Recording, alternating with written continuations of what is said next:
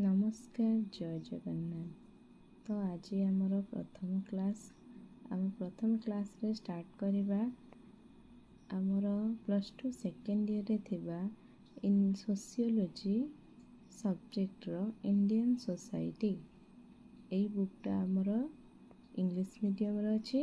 एहार पूरा पूरी same publication रे अछि ओडिया बुक जहार ओडिया बुक दरकार एवं इंग्लिश बुक दरकार बोथ लैंग्वेज आपण माने पाई परिबे।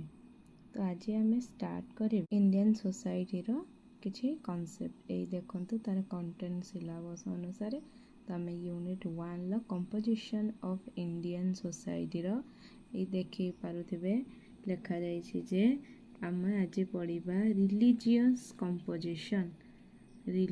कंपोजिशन इन इंडिया जहाँ को आम कहि परिबा भारतीय समाजर धर्मीय गठन religious composition of Indian society. तो आम जानी भारत एक धर्मनिरपेक्ष राष्ट्र एणु तार अधिवासी मानक जेकोसी धर्म ग्रहण करने पूर्ण स्वाधीनता प्रदान करा जायछि। सेथिपाई भारत विश्वर समस्त प्रकार धर्मगुड़ी को देखा जाए। यार अधिवासी माने विभिन्न धर्म को अनुसरण करथांती। भारतर कौनसी राष्ट्रीय धर्म नहीं। भारत यार अधिवासी मानकर धर्मीय स्वतंत्रता हस्तक्षेप करे नाही।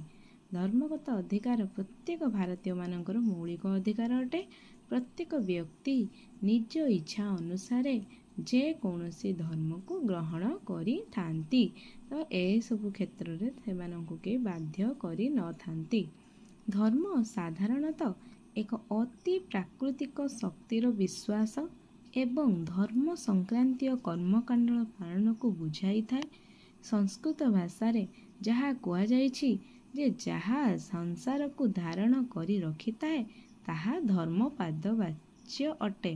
अर्थात जी संसार को धारण करे ताकू ही धर्म कहा जाए।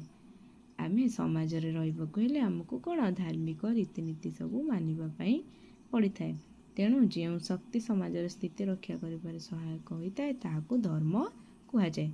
भारतर विभिन्न प्रकार धर्म देखा जाय थाए किंतु आमे मुख्यतः भारत रे 8 गोटी धर्म को नेकी गठित बोली कहिथां। हिंदू धर्म, इस्लाम धर्म, ख्रीष्ट धर्म, बौद्ध धर्म, जैन धर्म, सिख धर्म, पारसी धर्म, जीववाद। एई सब संपर्क रे आमे निम्न रे एक डायग्राम माध्यम रे बुझिबा पई चेष्टा करिबा। मु आपण मानकु लॉन्ग रे बुझे देबी तथापि शॉर्ट रे मन रखिया पई गोटे डायग्राम